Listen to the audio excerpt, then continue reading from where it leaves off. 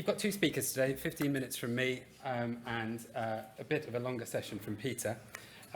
My team have effectively bullied our way into this session, which wasn't originally designed for us, so that we can talk about the Financial Benchmarking and Insights tool, which we released just the other side of Christmas and is about to receive a big update with Academy data and a few other little things. So my first question really is for the audience. How many of you guys used the school's financial benchmarking website or view my financial insights in the past? Good. My goal is that everything I show you, you'll more or less go, oh yeah, I sort of recognise that, and that nothing has got worse. That's the biggest bit of the goal. Can I also get a show of hands just on how many people have already used this, or how many people are going to glaze over? I'm sorry. Just give me 10 minutes and then I'll be done. Sorry about that. So, the Financial Benchmarking Insights tool, our aim with it is that we know that we ask you guys for an enormous amount of data. We take it in, and this is our effort to try and place some of that back to you in a useful way. We take data from all sorts of sources, from the SEND collections, teacher workforce census, pupil census, consistent financial reporting for LA maintained schools, and then the Academy accounts return. We basically smash it all together and then try and spit something useful out, and that's what we think we've done with this. We've managed to consolidate the two old services, and we think we've built something that more or less improves on or consolidates all the aspects of the old service. I'm going to jump to the school I always use because I used to work there, and it's a nice little nostalgia boost, and that's really lovely. And also because I haven't recognised my old head teacher in the audience, so I feel like I can get away with it. So what we try to do is, we know that you guys don't have an enormous amount of time. That's sort of a theme I've picked up from the day. And so what we try and do is we try and bring the top 3 areas for investigation, or the top 3 spending priorities for you to look at as soon as possible on the front page. You've got your headline figures, your balance, revenue reserve, your school phase. Hopefully you know that already. Don't know why we put it on there actually. But then you've got your areas which are flagged red. And when we're talking about flagging different cost categories, red, amber, green, we are not saying this is bad or this is good spending. All we're saying is that you diverge from the comparator set that we put you in. So of the similar schools, schools like you are spending in a different way. In some cases, we flag if you're spending a lot more, but actually in some cases, like with teaching staff, we'll flag if you're spending a lot less. Doesn't mean you're spending badly. We just need you to be conscious of why you're an outlier. Why are you spending differently? But do not let anyone tell you that red means bad, whether they're from the DFE or anyone in your line management. That's not what this is about. So let's go and have a look. We need to drill down a bit, so we'll go to spending priorities for this school.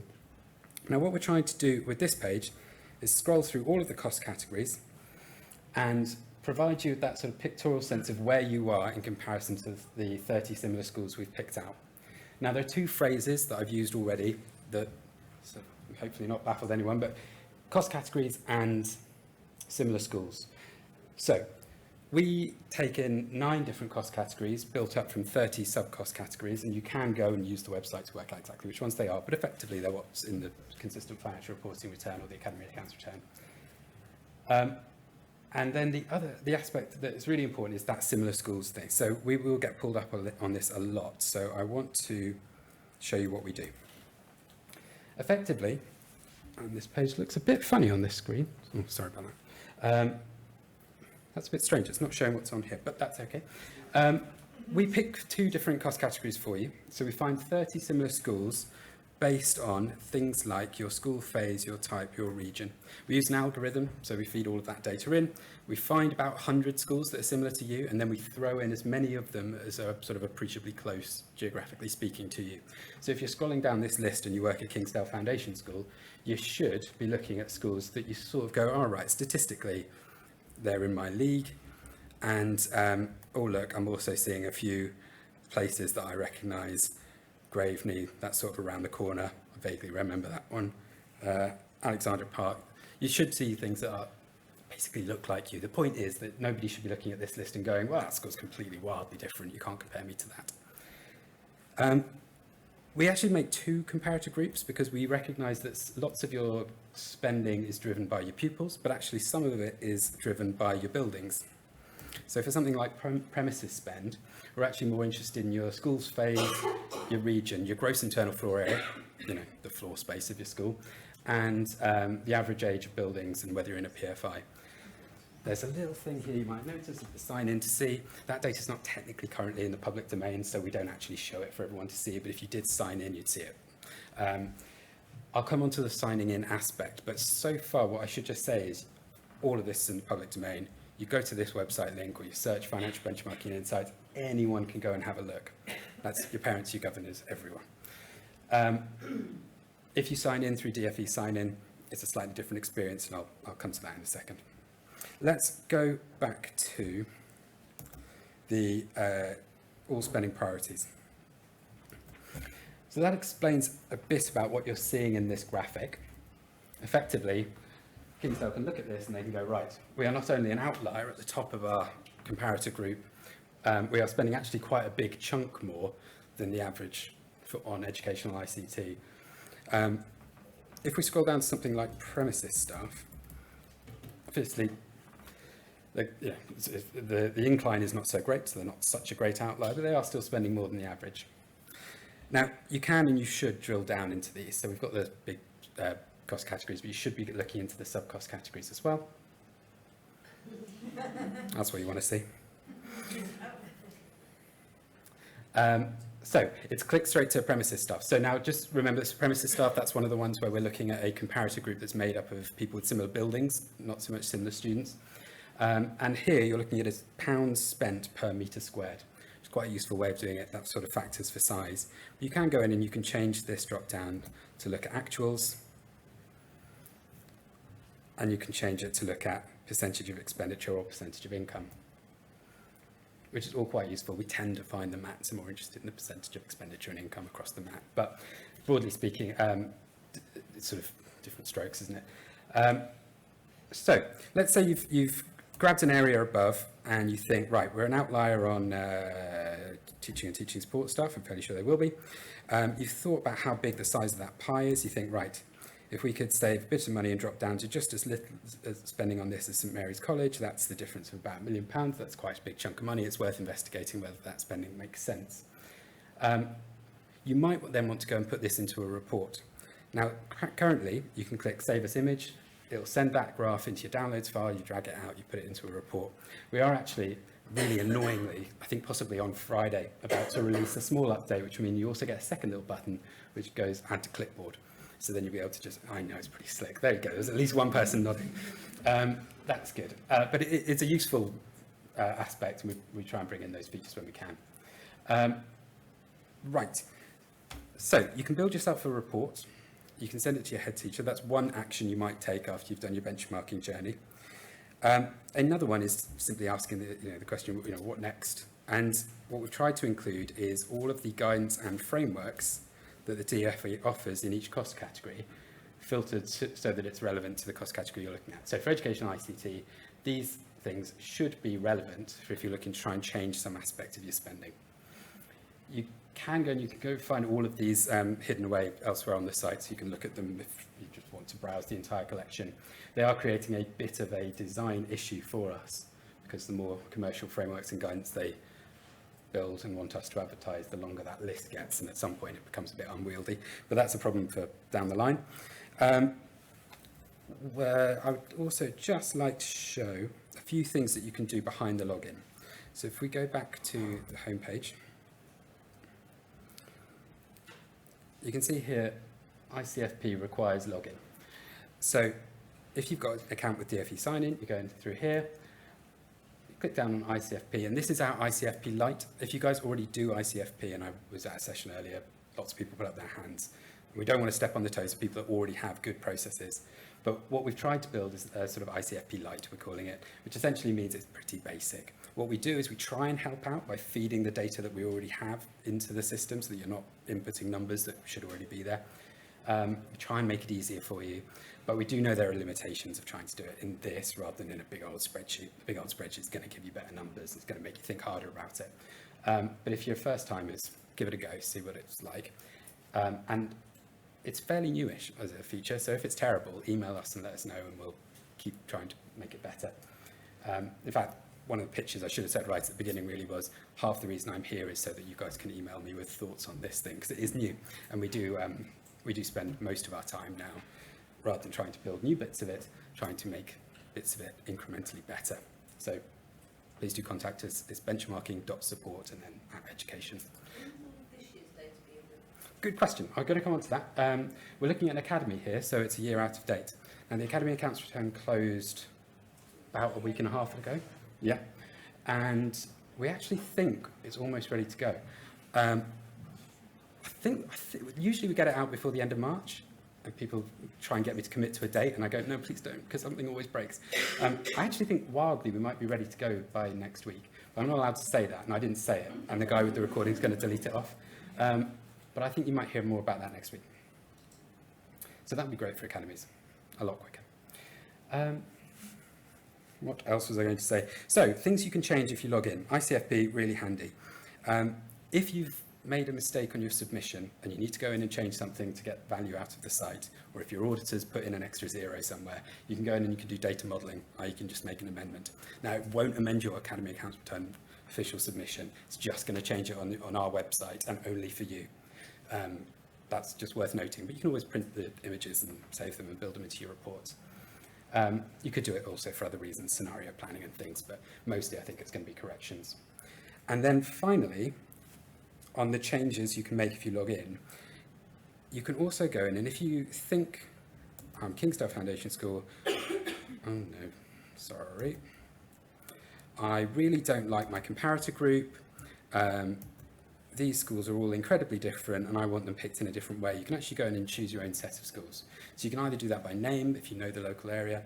You can pick 30 schools around the corner. Not really our recommended way of doing it because we like big data. But you can also go in and algorithmically select it. So set boundaries for how many pupils, what pupil size you'd like. It'll show you only the schools within that range. What locations you'd like. You have to do it by local authority area, but it works. So you could go for this school, Southwark, Lambeth, Woolwich. A couple of other southeast London, LAs that aren't jumping to mind. And you can build your own comparator group that way, and it will feed back in and all of your graphs will change along that line. Again, it doesn't change it for everyone else, it just changes it on your machine. So you print off the report. Right, I've got 3 minutes left. This is doable. It doesn't save it. It doesn't save it. It's in currently it isn't saving it for you when you log back in. I went away and came back and it had all gone, so I had to recreate my group again. Yes, If it's saved it longer. It really should contact us. I appreciate that it won't, Dan. Hey, look, people tell me about bugs every week. I'm sorry. Sorry, I've done it last week for my governor's meeting, and it did not save. I had to redo it again. Ping us something. Ping us a message, honestly, and also use the save as image function. If you've got something you like, save it as image. But I appreciate that is a bug. Help us fix it. It didn't I retain actually it. cut and pasted the link from my governor's report. It went straight to it.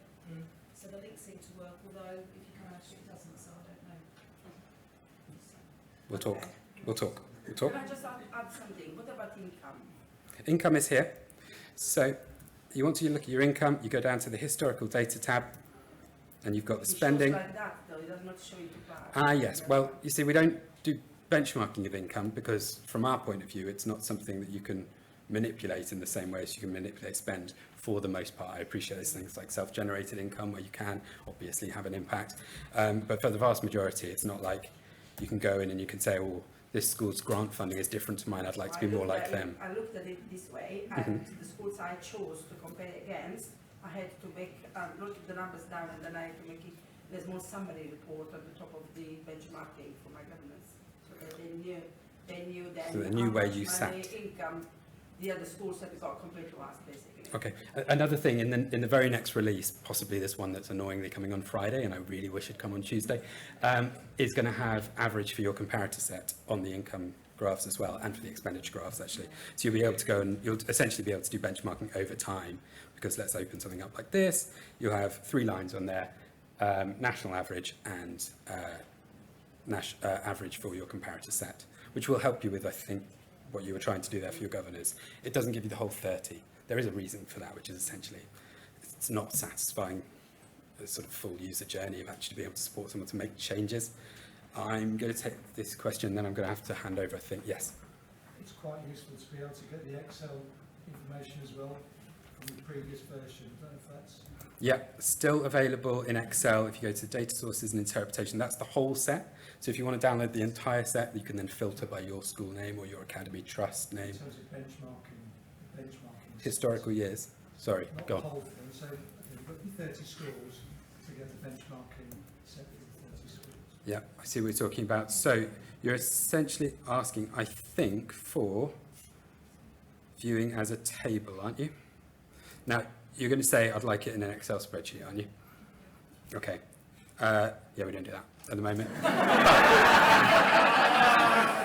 But hey, the great thing is, if you email me, I can put it in the thing and our contractors will do it. Sorry guys, 1 second. I'm going to come here and then I'm going to come there and then I really do have to wrap up. Why is the choose a benchmark set locked down to signing when it's publicly available material? It just seems a bit clunky. I'm an SRMA, and Yes. it's really useful to be able to support schools and be more selective. Right.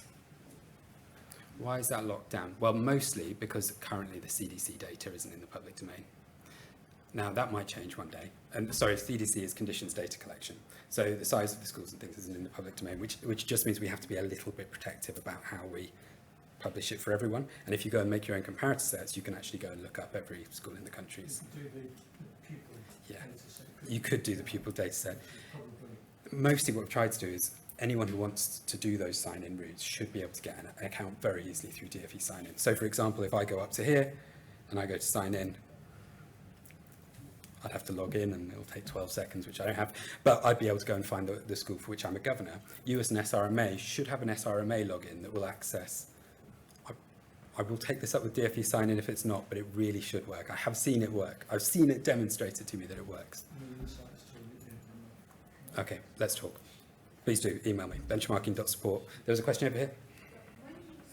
Oh, sorry, I forgot about the... I was supposed to give a briefing about the microphone, wasn't I? Thank you. On your previous page where you viewed as a table, Mm-hmm. can we have it like save as an image or Excel? Because on that, view as a table, there isn't anywhere you could. Yeah, there isn't a save as image one. Yeah, there's no Excel either. No, there's no Excel, there's no save as image. You could, of course, copy and paste into an Excel. If you right click. Sorry, I'm really sorry. Because you don't have the microphone, it's not Right going to... click, print, and instead of printing, print as a PDF. And then you can save it on your desktop. Yes, you could do right-click, save as, print to PDF. Email us, because if we know that people want it and people would use it, we'll build it. Because I used it last week for governance before, but I didn't claim it. Yeah, a snipping tool or something. Mm. Just another step. If it's the same as. Yeah. Guys, I've massively overstepped my time and I do feel bad for Peter. There's a whole bit I was going to show about trust-to-trust benchmarking. What I'd say instead is just go use it yourself, and then the moment you finish using it, think of all the things that really frustrated and annoyed you and go, I'm going to email that bloke. Because I promise you we do act on it. All right, that's me, guys. Thank you.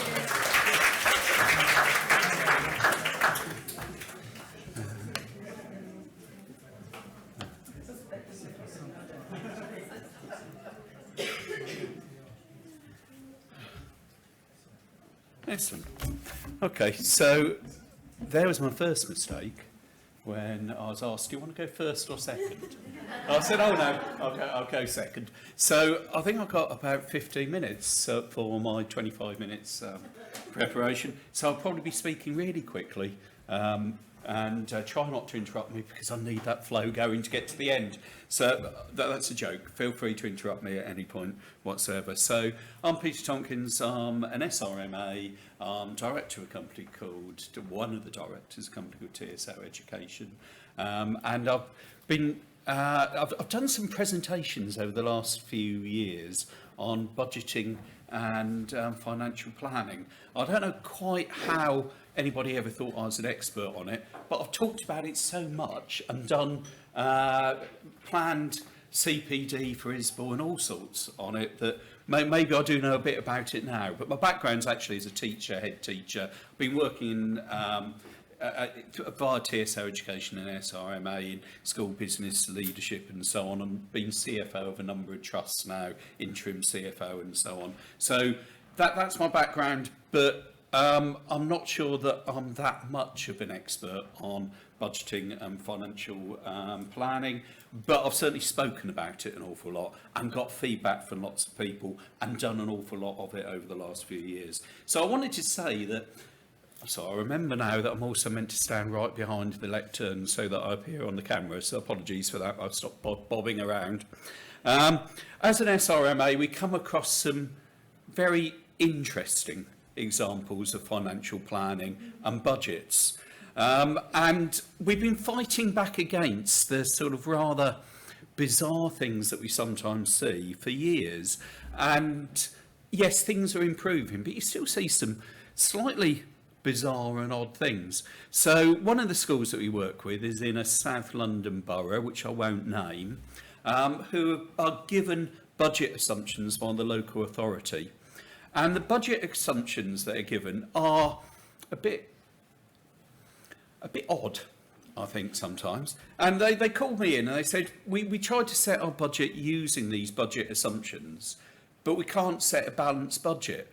And now the local authority are asking us to put in place a deficit recovery plan because we can't set a balanced budget. So I had a look at the budget assumptions, and I write the budget assumptions for ISBOR. I'm very familiar with the ASCL ones. I'm very familiar with what comes out the Confederation of School Trusts. And these benchmarks these budget assumptions are a little bit crazy. So I said, well, how many other schools in this particular borough are being asked to submit deficit recovery plans? So they asked around, and it's about 95% of the schools in the local authority. And the only reason any of them are indicating that they're going to go into deficit is because of these budget assumptions that they've been given, and they're not allowed to deviate from it.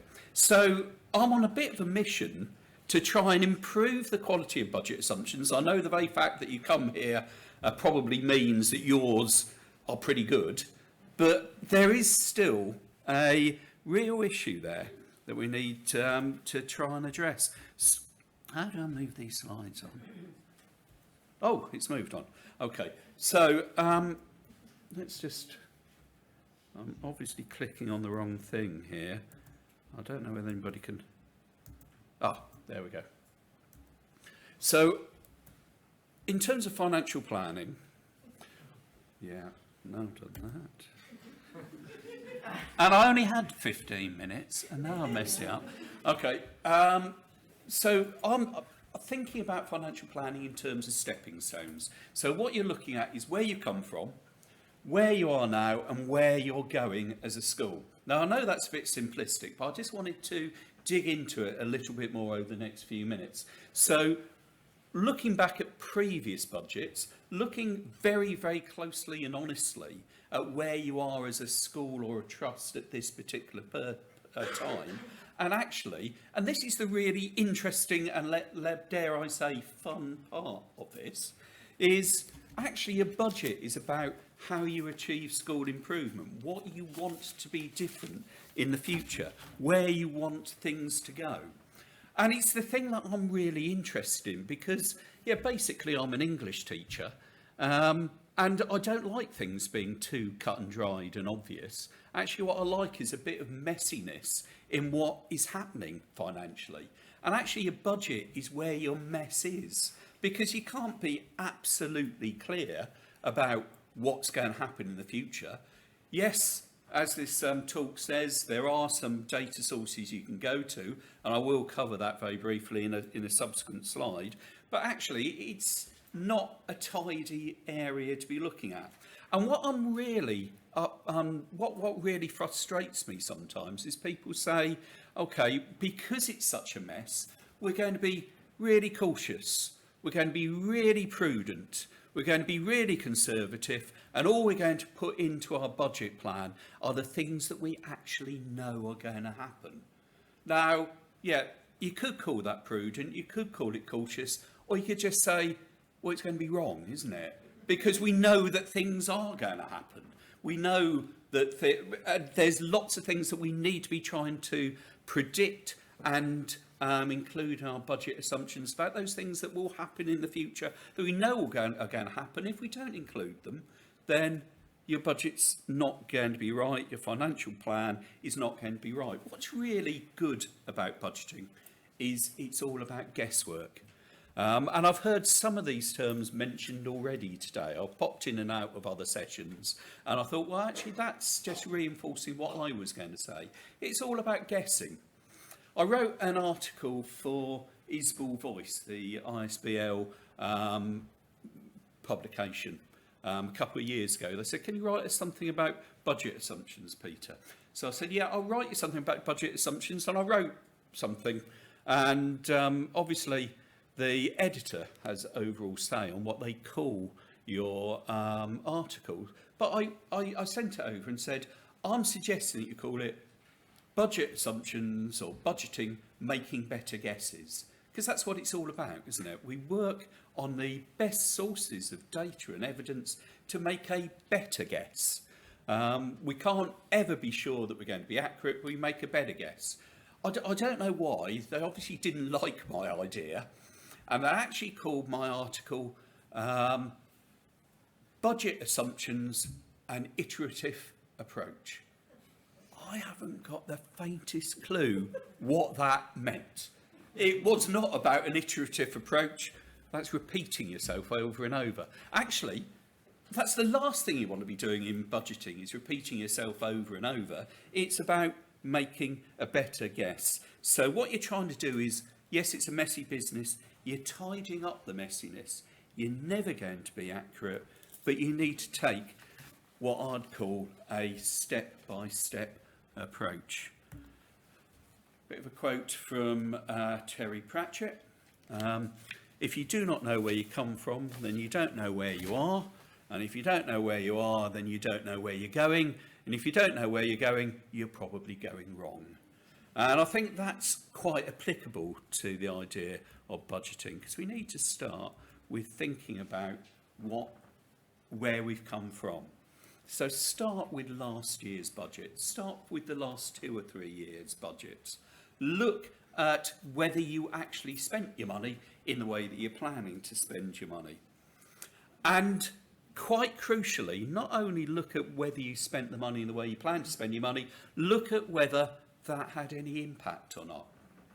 I went to a conference years ago called Vision 2020, which is meant to be the school leaders for 2020. So you can see how long ago that obviously was. And I went to a really good talk there, which was all about abandonment, and that schools are really, really bad at abandoning what isn't working. And I want to start a bit of a campaign again to get people to be thinking about that. What are the things that we do year on year that are actually having no impact on pupils, no impact on pupils' outcomes, no impact on people's well-being? I know when I was ahead, I went round and did that exercise and came across loads of things which we just did because we'd done last year, or we'd done for 10 years, or that's just what we do here. And they all take up money. And we know from setting budgets that money is really, really tight. So why are we wasting it on things that don't actually have any impact on the success, the outcomes, the well-being of pupils? So that's the first thing. Look back, look at how you spent your money, look at whether how you spent that money actually led to any impact. We come across this a lot. I know there's a number of SRMAs in the room. We come across this a lot. We go into schools and they say, yeah, we're spending all this money in this way because we have to. Well, actually, you don't have to. You're choosing to. So we've had quite a lot of movement, I think, in the last 5 or 6 years on primary schools putting TAs in every classroom, because there was quite a lot of research into the fact that that actually had very little impact and took up a lot of money. But there's lots of other things that are happening in schools which we do just because it's in our culture to do it. And the one thing we should be thinking when we're budgeting is, this budget is going to be different. It's going to change my school. We're going to be a better school because of how we're planning to spend our money. Not in a simplistic way, not in a simplistic way of costing a school improvement plan, which I know the DFE are really keen on us doing, but we all know that it actually doesn't quite work that way in schools anyway. But in a more systemic way, actually, what we're going to do that is strategically going to be different this year. What can we get rid of to give ourselves the capacity? Now, the next thing, that's looking backwards, shining a light, a really clear light on where we are now. And that's something we often see schools struggling with because they're not sufficiently honest about where they are now. So I'll go into schools and look at their budget plans, and they're predicting that although they only had 15 kids come into reception this year, every subsequent year they're going to have 30. Okay? It's not going to happen.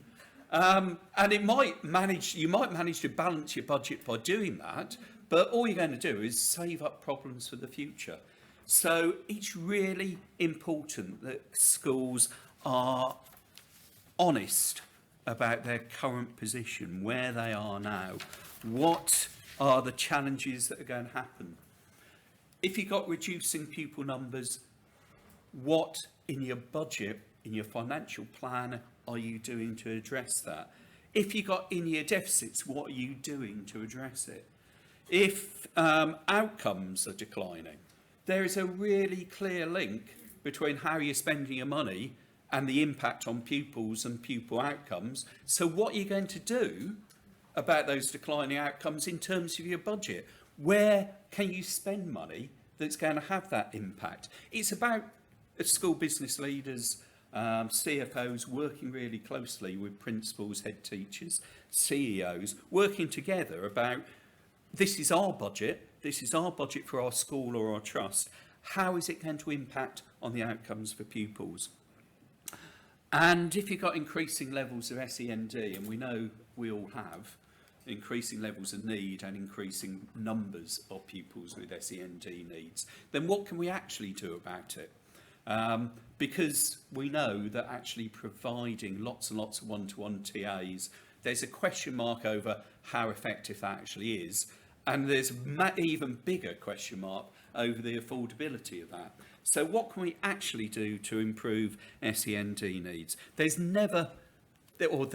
unlikely to be more money in the system. So what we've got to do is free up money and use money for the things that we know are really going to have an impact, lead to a change. Quick sideline on to integrated curriculum financial planning. And I was going to say exactly what has already been said in this session. Yes, it's a traffic lighting approach. Traffic lights are so misleading. They're not about good and bad. They're about being normative and being outside the norm. And if your school works well and has an impact because it's outside the norm, then that's fine. That's good. That's great. As long as you can set your budget. ICFP doesn't need to come out as green in everything. Absolutely not. It's about understanding your school and what the priorities are for your school. I'll put two ICFP tools up there.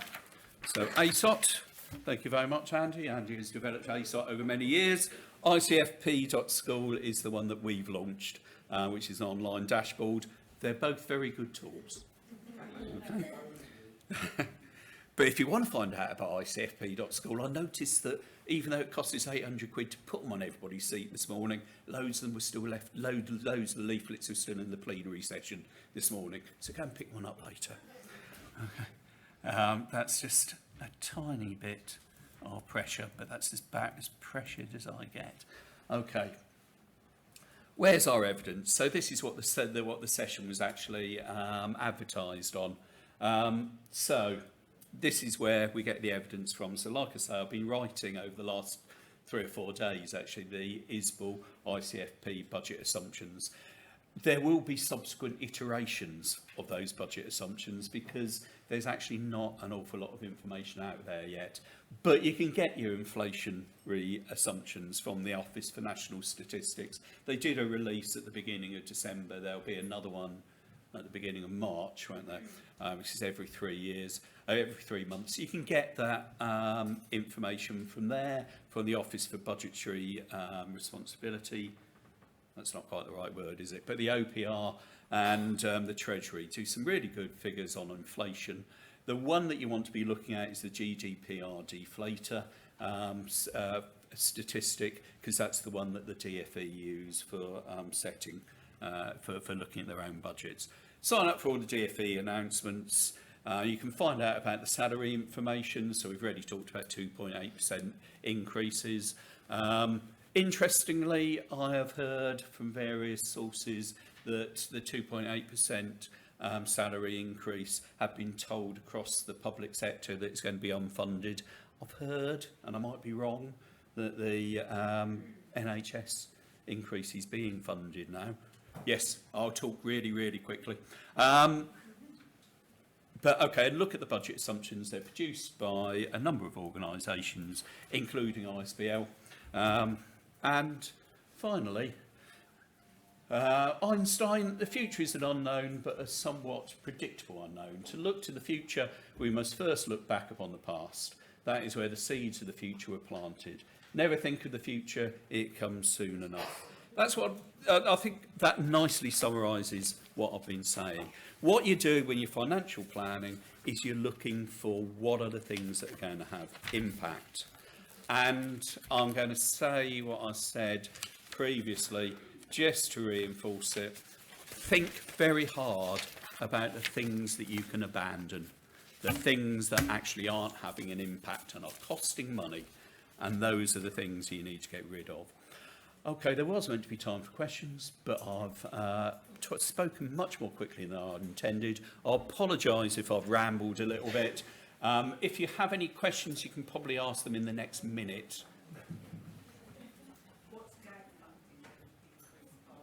What is GAG funding going to increase by? It's really difficult to say this year. What I'm putting into next year is 1.5%. Well, I did a survey of a group of SRMAs, and looking at all the evidence, the GDPR deflator for 26-27 is 1.97%. So between 1.5% and 2% is probably what we'd be looking at in both income and expenditure. But I can't say what your GAG is going to be this year. But I caught the end of the last session, and there is a really nice place where you can go and find out now. I was quite impressed by that when I stumbled across it a couple of weeks ago. Any other questions? No? Okay. Well, thank you very much.